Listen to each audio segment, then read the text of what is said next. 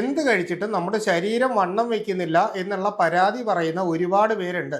അതായത് ഒരു ഓഫീസിലേക്ക് ചെന്ന് കഴിഞ്ഞാലോ സുഹൃത്ത് വലയത്തിൽ എത്തിക്കഴിഞ്ഞാലോ ഒക്കെ നമ്മൾ ഭയങ്കരമായി മെലിഞ്ഞിരിക്കുന്നു എന്നുള്ള രീതിയിലുള്ള ഒരു തോന്നലും കളിയാക്കലുകളും എന്ത് കഴിച്ചിട്ടും ശരീരത്തിൻ്റെ അകത്ത് പിടിക്കാതിരിക്കാനായിട്ട് വയറിൽ കൊക്കോ പുഴുവിൻ്റെ അസുഖമുണ്ടോ എന്ന് പോലും ചോദിച്ച് കളിയാക്കുന്ന ഒരുപാട് പേരുണ്ട്. അപ്പോൾ ഇത്തരത്തിൽ നമ്മുടെ കോൺഫിഡൻസ് ഒട്ടനവധി രീതികളിൽ കുറയ്ക്കുന്ന രീതിയിലുള്ള മറ്റുള്ളവരുടെ ഇത്തരത്തിലുള്ള സംസാരങ്ങൾ പലപ്പോഴും മാനസികമായിട്ട് നമുക്ക് സമ്മർദ്ദം ഉണ്ടാക്കുകയും ഇതിൻ്റെ ഭാഗമായിട്ട് പലപ്പോഴും നമ്മൾ പലതരത്തിലുള്ള ലേഹ്യങ്ങൾ വാങ്ങി കഴിക്കുകയും ചെയ്തിട്ടുള്ളവരായിരിക്കും, അല്ലെങ്കിൽ ചെയ്തിട്ട് ഫലം കിട്ടാത്തവരായിരിക്കും നിങ്ങളിൽ അധികം പേര്. പക്ഷേ നമ്മൾ കൃത്യമായിട്ട് ഏത് ലേഹ്യമാണ് കഴിക്കേണ്ടത്, അല്ലെങ്കിൽ നമ്മുടെ ശരീരത്തിന് അല്ലെങ്കിൽ നമ്മുടെ ശരീര പ്രകൃതിക്ക് അനുസരിച്ചിട്ട് ഏത് ലേഹ്യം കഴിക്കണം എന്ന് ചോദിച്ചു കഴിഞ്ഞാൽ നിങ്ങളിൽ എത്ര പേർക്ക് അറിയാം. അപ്പോൾ അതിനാൽ തന്നെ ഇന്നത്തെ എപ്പിസോഡിൽ ഞാൻ നിങ്ങളുമായിട്ട് സംസാരിക്കുന്നത് പ്രധാനമായിട്ടും 4 തരത്തിലുള്ള, അതായത് വെജിറ്റേറിയൻസിനും നോൺ വെജിറ്റേറിയൻസിനും കഴിക്കാൻ പറ്റുന്ന രീതിയിലുള്ള 4 രസായനങ്ങൾ അല്ലെങ്കിൽ ആയുർവേദ ലേഹ്യങ്ങളെ പറ്റിയിട്ടാണ് സംസാരിക്കുന്നത്. ഇതിൽ ഏറ്റവും പ്രധാനപ്പെട്ടത് നമുക്ക് എല്ലാവർക്കും അറിയാവുന്ന അജാശ്വഗന്ധ രസായനം, അജമാംസ രസായനം, നാരസിംഹ രസായനം, വിതാര്യാദി ലേഹ്യം മുതലായിട്ടുള്ള 4 കൂട്ടം മരുന്നുകളെ പറ്റി പറയുന്നുണ്ട്. ഇതിൽ നിങ്ങളുടെ ഓരോന്നിൻ്റെയും ഗുണങ്ങളും ആരൊക്കെയാണ് കഴിക്കേണ്ടത്, ഏതൊക്കെ അവസ്ഥകളിലാണ് ഇത് ഉപയോഗിക്കേണ്ടത് എന്നുള്ള കാര്യം ഞാൻ പറയുന്നുണ്ട്. അപ്പോൾ ഇതിനനുസരിച്ച് നിങ്ങളുടെ ശരീരത്തിന് യോജിക്കുന്നത് ഏതാണെന്ന് ഞാൻ പറയുന്ന കേൾക്കുമ്പോൾ നിങ്ങൾക്ക് മനസ്സിലാവും. അതിനനുസരിച്ചിട്ട് വേണം നിങ്ങൾ ഈ പറയുന്ന രീതിയിലുള്ള മരുന്ന് വാങ്ങിയിട്ട് കഴിക്കാനുള്ളത് എന്നുകൂടി പറയുകയാണ്. ആദ്യം തന്നെ നമ്മുടെ ശരീരത്തിൽ 2 രീതിയിലാണ് ഈ പറയുന്ന രീതിയിൽ ശരീരം മെലിച്ചിലുണ്ടാവുന്നത്. ചിലർ പറയും ഞാൻ നന്നായിട്ട് ആഹാരം കഴിക്കുന്നുണ്ട്, പക്ഷേ എൻ്റെ ശരീരത്തിൻ്റെ അകത്ത് ഇത് പിടിക്കുന്നില്ല എന്ന് പറയും. അതായത് നിങ്ങളുടെ പ്രശ്നം ആഹാരം കഴിക്കാനായിട്ട് പറ്റുന്നുണ്ട്, അബ്സോർപ്ഷൻ കറക്റ്റ് ആവുന്നില്ല എന്നുള്ളതാണ്. അതായത് കഴിക്കുന്ന ആഹാരത്തിൻ്റെ നല്ല ഭാഗവും ഇത് പുറത്തേക്ക് പോവുകയാണ്, ശരീരം ഒന്നും വലിച്ചെടുക്കുന്നില്ല. ഇനി രണ്ടാമത്തെ ടൈപ്പ് എന്ന് പറഞ്ഞാൽ എനിക്ക് ആഹാരത്തോട് നല്ല താല്പര്യമില്ല, ഒന്നും കഴിക്കാനായിട്ട് തോന്നുന്നില്ല, വിശപ്പില്ല, അതായത് ആഹാരത്തിൻ്റെ ഇൻടേക്ക് കുറയുന്നു, അതുകൊണ്ട് നമ്മുടെ ശരീരത്തിൻ്റെ അകത്തേക്ക് ഈ പറയുന്ന രീതിയിൽ ഒരു ന്യൂട്രീഷൻ കിട്ടാതെ വരികയും നമ്മൾ മെലിഞ്ഞു പോവുകയും ചെയ്യുന്നുണ്ട്. അപ്പോൾ ഇവിടെ നമ്മൾ ദഹന വ്യവസ്ഥയെ ശക്തിപ്പെടുത്തുകയാണ് വേണ്ടത്. അപ്പോൾ ഈ 2 കണ്ടീഷൻസിലാണെങ്കിലും നിങ്ങൾ ആദ്യം ചെയ്യാനുള്ളത് നമ്മുടെ ശരീരത്തിൻ്റെ അകത്ത് പലതരത്തിലുള്ള വിരകൾ അല്ലെങ്കിൽ വേംസ് ഉണ്ടായിരിക്കും. ഇത് നമ്മുടെ കുടലിലായിരിക്കും കൂടുതലായിട്ട് കാണുന്നത്. അപ്പോൾ ഇത്തരത്തിൽ വേംസ് കൂടുതലായിട്ടുണ്ടെങ്കിൽ അല്ലെങ്കിൽ കൃമികൾ കൂടുതലായിട്ടുണ്ടെങ്കിൽ നമ്മൾ ഡീവേമിങ് ചെയ്യേണ്ടത് വളരെ അത്യാവശ്യമാണ്. ഒന്നുകിൽ വിടങ്കാതി ചൂർണം, അവിപത്തി ചൂർണം മുതലായിട്ടുള്ള മരുന്നുകൾ, അല്ലെങ്കിൽ ക്രിമിഗ്നവടി എന്ന് പറയുന്ന മരുന്നോ, അല്ലെങ്കിൽ നമുക്ക് സാധാരണ കിട്ടുന്ന ആൽബൻഡസോളിൻ്റെ ഗുളികയോ, അപ്പോൾ ഈ പറയുന്ന രീതിയിൽ ഏതെങ്കിലും മരുന്നുകൾ ഉപയോഗിച്ചിട്ട് വേണം കൃമി അല്ലെങ്കിൽ വിര ഇളക്കേണ്ടത് വളരെ അത്യാവശ്യമാണ്. നമ്മളിപ്പോൾ ആൽബൻഡസോൾ ആണെങ്കിൽ ആദ്യം ഒരു ഡോസ് കഴിച്ചാൽ 14ാമത്തെ ദിവസം ഇതുപോലെ തന്നെ ഒരു ഡോസും കൂടി കഴിക്കേണ്ടത് വളരെ അത്യാവശ്യമാണ്. അപ്പോൾ ആ ഒരു രീതിയിൽ വേണം കഴിക്കാൻ. ഇനി നമുക്ക് ഞാൻ പറഞ്ഞ ലേഹ്യങ്ങളിലേക്ക് അല്ലെങ്കിൽ രസായനങ്ങളിലേക്ക് വരാം.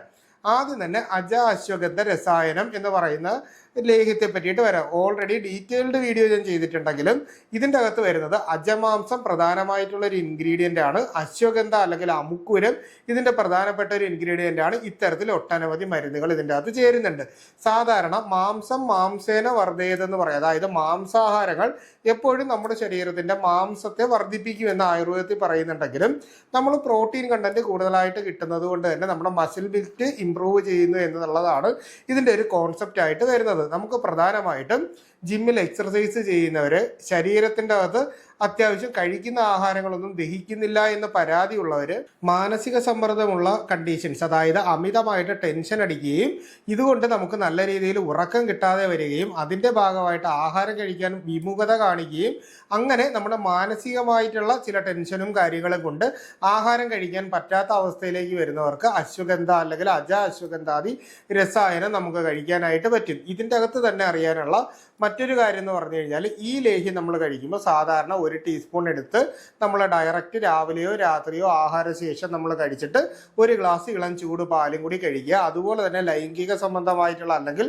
ഉദ്ധാരണ സംബന്ധമായിട്ടുള്ള പ്രശ്നങ്ങളുള്ളവർക്കും അതുപോലെ തന്നെ ഈ ലൈംഗികമായ കാര്യങ്ങളിലോട് വലിയ താല്പര്യം തോന്നാത്ത രീതിയിലുള്ള കണ്ടീഷൻസിലും സ്ത്രീകൾക്കും പുരുഷന്മാർക്കും ഒരുപോലെ കഴിക്കാൻ പറ്റും. അപ്പോൾ ഈ പറയുന്ന ക്രൈറ്റീരിയയും ശരീരം മെലിച്ചിലും നിങ്ങൾക്ക് ഒരുപോലെ അനുഭവപ്പെടുന്നുണ്ടെങ്കിൽ നിങ്ങൾ കഴിക്കാനുള്ളത് ഈ പറഞ്ഞ അശ്വഗന്ധാദി രസായനമാണ്. ഇനി രണ്ടാമത്തേത്, ഇതുപോലെ തന്നെ നിങ്ങൾക്കിപ്പോൾ മാംസം ആവശ്യമില്ല, അതായത് അജമാംസം ചേരാത്ത അല്ലെങ്കിൽ ആട്ടിൻ്റെ മാംസം ചേരാത്തത് വേണ്ടെങ്കിൽ പ്ലെയിൻ ആയിട്ടുള്ള അശ്വഗന്ധ രസായനം മേടിക്കാനായിട്ട് കിട്ടും. ഇത് കഴിച്ചാൽ നമുക്ക് ഈ പറയുന്ന ഗുണങ്ങൾ തന്നെ ആയിരിക്കും കിട്ടുന്നത്. ഇനി രണ്ടാമതായിട്ട് പറയാനുള്ളതെന്ന് പറഞ്ഞാൽ അജമാംസ രസായനത്തെ പറ്റിയിട്ടാണ് പറയുന്നത്. അജമാംസ രസായനത്തിൽ പ്രധാനമായിട്ടും ആടിൻ്റെ മാംസമാണ് ചേർക്കുന്നത്. ഇത് പ്രധാനമായിട്ട് നമ്മൾ ഉപയോഗിക്കുന്നത് ശരീരത്തിൻ്റെ അകത്ത് തീരെ വണ്ണമില്ലായ്മയും ഭയങ്കരമായിട്ട് മെലിഞ്ഞു പോവുകയും അതുപോലെ തന്നെ നമ്മുടെ ശരീരത്തിൻ്റെ അകത്ത് ക്ഷീണം, തളർച്ച, ഉന്മേഷക്കുറവ് മുതലായിട്ടുള്ള പ്രശ്നങ്ങളുള്ളപ്പോഴും ജിമ്മിലോ അല്ലെങ്കിൽ എന്തെങ്കിലും തരത്തിലുള്ള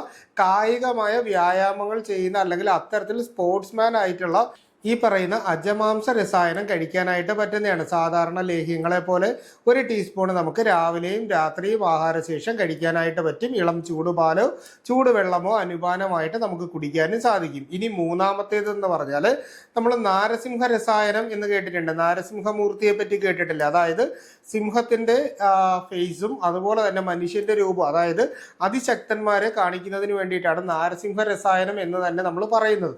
അപ്പോൾ ഇതിൻ്റെ പ്രത്യേകത എന്ന് പറഞ്ഞു കഴിഞ്ഞാൽ ശരീരം വണ്ണം വയ്ക്കുന്നതിന് വേണ്ടിയിട്ട് ഉപയോഗിക്കുന്നതിനോടൊപ്പം തന്നെ നമുക്ക് മുടി കൊഴിച്ചിലുണ്ട്, താടി രോമങ്ങൾ കൊഴിഞ്ഞു പോകുന്നത് പോലെ, അല്ലെങ്കിൽ മുടിക്ക് കട്ടിയില്ല, താടി രോമങ്ങൾക്ക് കട്ടിയും വളർച്ചയും ഇല്ലാത്ത അവസ്ഥ വരുന്നു, അലോപേഷ്യ പോലെ മുടി കൊഴിഞ്ഞു വട്ടത്തിൽ കൊഴിഞ്ഞു പോകുന്ന പ്രശ്നങ്ങളുണ്ട്.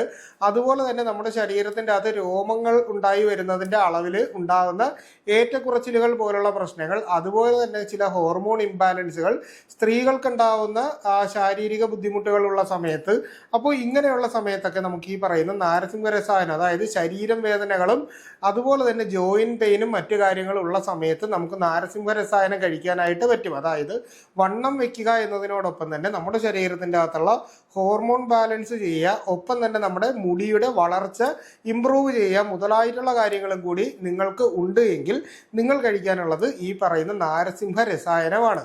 ഇനി നമുക്ക് വിതാര്യാദി ലേഹ്യം എന്ന് പറഞ്ഞിട്ട് ഒരുപാട് പേര് വാങ്ങി കഴിക്കുന്നതും എല്ലാവരും കേട്ടിട്ടുള്ളതുമായിട്ടുള്ള രസായനത്തിൻ്റെ കാര്യത്തിലേക്ക് വരാം.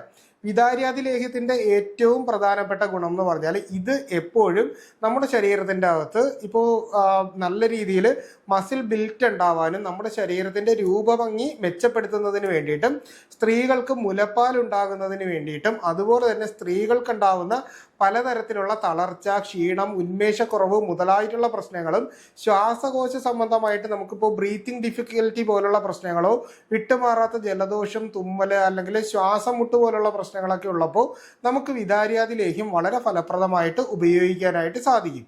എന്നാൽ ഈ വിതാര്യാദി ലേഹ്യത്തിന് മറ്റൊരു പ്രത്യേകത കൂടിയുണ്ട്. അതായത് നമ്മുടെ ശരീരത്തിൻ്റെ അതിപ്പോൾ ഞാൻ ആദ്യം തന്നെ പറഞ്ഞിട്ടുണ്ടായിരുന്നു നിങ്ങളോട്, ഈ പറയുന്ന പോലെ ആഹാരം നമുക്ക് കഴിക്കാനായിട്ട് നല്ല ഒരു ബുദ്ധിമുട്ട് തോന്നുന്നുണ്ട്, വിശപ്പില്ലായ്മ, ദഹന പ്രശ്നങ്ങൾ അല്ലെങ്കിൽ ഗ്യാസിൻ്റെ പ്രശ്നം, ഏമ്പക്കം പോകുന്നത് പോലെ കീഴ്വായുവിൻ്റെ പ്രശ്നം, അപ്പോൾ ഇങ്ങനെയുള്ള ഒരു ദഹന സംബന്ധമായിട്ടുള്ള പ്രശ്നങ്ങൾ കൂടി അലട്ടുന്ന രീതിയിലുള്ള പ്രശ്നങ്ങളാണ് നിങ്ങൾക്കുള്ളത് എങ്കിൽ നിങ്ങൾ തീർച്ചയായിട്ടും കഴിക്കാനുള്ളത് വിതാര്യാദി ലേഹ്യമാണ്. അപ്പോൾ ഈ പറഞ്ഞ 4 ലേഹ്യങ്ങൾ ഏതാണ് നിങ്ങളുടെ ശരീരപ്രകൃതിക്ക് എന്നുള്ളത് ഞാനിപ്പോൾ പറഞ്ഞിട്ടുണ്ട്. അതിനനുസരിച്ചാണ് നമ്മളിത് കഴിക്കാനുള്ളത്. സാധാരണ ഈ പറയുന്ന 3 അല്ലെങ്കിൽ 4 ലേഹ്യങ്ങൾ നമ്മൾ കഴിക്കേണ്ടത് പ്രധാനമായിട്ട് 1 മാസം മുതൽ 3 മാസം വരെ കണ്ടിന്യൂസ് ആയിട്ട് നമുക്ക് കഴിക്കാം. എന്നാൽ ഇതിൻ്റെ അകത്ത് മധുരം ഉള്ളത് കൊണ്ട് തന്നെ പ്രമേഹ രോഗികൾക്ക് ഈ പറയുന്ന ലേഹ്യങ്ങൾ കഴിക്കുന്നത് ശരീരത്തിന് നല്ലതല്ല. എന്നാൽ പ്രമേഹം നല്ല രീതിയിൽ കൺട്രോൾ ചെയ്തുകൊണ്ട് നമുക്ക് മറ്റ് ആഹാരങ്ങളിലും നിയന്ത്രണം കൊണ്ടുവന്നുകൊണ്ട് നമുക്ക് രസായനങ്ങൾ ഒരു ഡോക്ടറുടെ നിർദ്ദേശപ്രകാരം പ്രമേഹ രോഗികൾ കഴിക്കുന്നതിൽ തെറ്റില്ല എന്നൊരു കാര്യം കൂടി നമ്മൾ മനസ്സിലാക്കണം. ഈ പറയുന്ന 4 ലേഹ്യങ്ങളാണെങ്കിലും ഓരോ ടീസ്പൂൺ വീതം രാവിലെയും രാത്രിയും ആഹാരശേഷമാണ് കഴിക്കാനുള്ളത്. ഇനി നമുക്ക് ഇതിൻ്റെ ഡോസേജിലേക്ക് വരാം. 5 വയസ്സിന് താഴെയുള്ള കുട്ടികളാണെങ്കിൽ 1 മുതൽ 2 ഗ്രാം വരെ ആണ് നമുക്ക് കഴിക്കാനായിട്ട് പറ്റുന്നത്. എന്നാൽ ഇത് ഏകദേശം നമ്മളൊരു 5 വയസ്സിന് മുകളിലാണെങ്കിൽ 5 to 10 ഗ്രാം വരെ നമുക്ക് കഴിക്കാം. അതായത് കൊച്ചു കുട്ടികളാണ് 5 വയസ്സിന് താഴെയാണെങ്കിൽ 1/2 ടീസ്പൂണും, അതുപോലെ തന്നെ കുറച്ച് 5 വയസ്സിന് മുകളിലോട്ടുള്ളവർക്കാണെങ്കിൽ 1 ടീസ്പൂൺ എന്നുള്ള നിലയിൽ നമുക്ക് ഇളം ചൂട് വെള്ളത്തോടൊപ്പമോ ഇളം ചൂട് പാലിനോടൊപ്പമോ നമുക്ക് കഴിക്കാനായിട്ട് പറ്റുന്നതാണ്. അപ്പോൾ ഈ ഒരു വിഷയവുമായിട്ട് ബന്ധപ്പെട്ട് എന്തെങ്കിലും സംശയങ്ങളുണ്ടെങ്കിൽ നിങ്ങൾ തീർച്ചയായിട്ടും കമൻ്റായിട്ടോ നമ്മുടെ വാട്സാപ്പിൻ്റെ നമ്പറിലോ ചോദിക്കുക. കൃത്യമായിട്ടുള്ള റിപ്ലൈ നിങ്ങൾക്ക് കിട്ടുന്നതായിരിക്കും. അപ്പോൾ ഇത്തരത്തിലുള്ള പുതിയ അറിവുകളായിട്ട് വീണ്ടും മറ്റൊരു അവസരത്തിൽ കണ്ടുമുട്ടാം. അതുവരെ എല്ലാവർക്കും ഗുഡ് ബൈ.